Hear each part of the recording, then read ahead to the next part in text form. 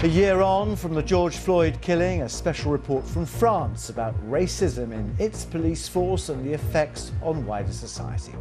It is 1 year since the killing of George Floyd, the African-American man who died after a white police officer, Derek Chauvin, knelt on his neck for more than 9 minutes. The murder, captured on camera, shocked the world, prompting millions to take part in global demonstrations against police brutality. Well, for the second of our special reports on the impact of his death, Clive Myrie has been to France, a country where the police are often accused of violence and racism, to find what the reaction has been of the French government and the effects on wider society. A warning, you may find some of the images in Clive's report distressing. Spring sunshine bathes a land ill at ease. Beneath the tranquility swirls a tempest on race. All these people should be wearing masks due to COVID, even outdoors. The fine, €135. But the police turn a blind eye. Yet not too far away, different tactics. Two men who happen to be black are stopped and questioned for not wearing masks. One bystander reassures and complies, but our presence angers the police. One of our team is told by a female officer to go f herself. This officer tells us we're not allowed to film, but that's not true. Angry, they disappear. It was hoped winds of change would blow when George Floyd died. 12 months ago, so much seemed possible. Tens of thousands marched here, joining millions in global protests over a death that resonated, especially in black and Arab communities of France, where other men have died in police custody. Yet a year later, more, not fewer laws are being introduced that could insulate violent officers from prosecution. Nothing. Look. He's not doing anything and Nothing. Just punch him. Shaheen Hazami chronicles French police brutality. Look. He's punching him in the face. Two punching in his face, yes. Two police officers. Yes. His footage of the violence he posts on Instagram. But it's a risky business.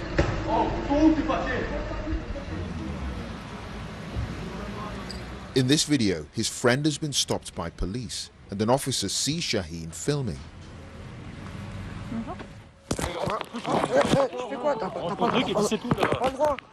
Ma caméra, c'est mon âme. Si on se fait frapper par un policier, on se fait agresser par un policier, si on n'a pas de preuves de ce qu'on dit et de ce qu'on dénonce, il n'y aura jamais d'enquête, il n'y aura jamais de jugement, il y aura aucune justice, parce que en France, la parole des policiers vaut plus que les citoyens. A terrible indictment of modern France. There is no video of the last moments of Adama Traoré, who died running from the police after failing to show his identity card in 2016. His sister Assa says the evidence is clear. The police beat and killed him, despite a court ruling that her brother died of natural causes. She retraces what she believes were his final steps. That's where he was beaten. Just in there. Yes. And down the street, the police station, where Adama was pronounced dead. Mais tout se passe ici, dans cette cour de gendarmerie, et comme par hasard, les caméras ne fonctionnaient pas. If anyone can build a prosecution case against the police for brutality, it's Arié Alimi. A human rights lawyer, he represents several people allegedly attacked by officers. Should I be worried walking down a Parisian street at night because I'm black? Objectivement, oui. I should be worried. Oui, vous pouvez être inquiet de ce qui peut vous arriver si vous croisez la police. Il y a même des hommes politiques, des hommes célèbres ou des femmes célèbres qui sont reconnus, qui ont été interpellés. The fact that this man, music producer Michel Zecler, is black, say his lawyers, wasn't lost on the officers who beat him in his own recording studio. A security camera captured every punch and kick after he was stopped by police for not wearing a mask outside his front door. President Macron tweeted, "The images shame us. France must never allow racism to prosper."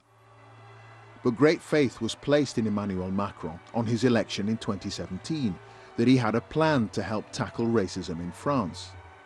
Now, however, say his critics, he's attempting to curry favor with voters on the right before elections next year by introducing security laws which include the arrest of anyone filming the police and maliciously making the images public. It's all an attempt, they say, to cling on to power. It's often those who are black or Arab in France who have no power and are 20 times more likely to be stopped by police than anyone who's white.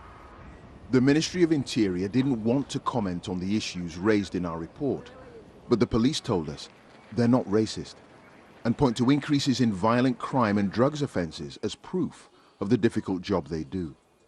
However, there is an acknowledgement George Floyd about the deficit of trust between young people and the police.